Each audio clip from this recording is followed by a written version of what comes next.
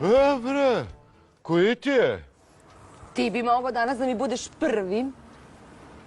Bega bre, što se vataš? Izbacila te guzice i se sići napadaš pošten svet. Šta ti je bre? Ajde gledaj svoje posla. Čekaj, polako, iskuliraj malo.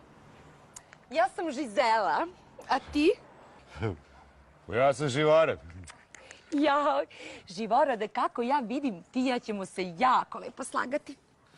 Za samo 30 evra. Ma šta ti je bre, kakvi 30 evra? Pusti ti mene, ja sam čovjek domaćin, gledaj svoje posla.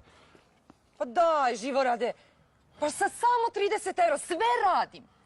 Ja sam ti pošten čovjek domaćin, ne radim ti ja to sa bilo koji. Pa to radi domaćini. Pa rade, ali ne sa nepoznati i tako kad gu stignu. Ajde bre. Daj, Živorade, majke ti.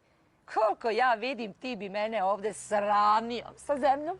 Ali nešto se praviš fini, a? Slušaj, za samo 30 evra sve radim. Mogu da budem tvoja čopanica, tvoja mlekarica, tvoja svastika.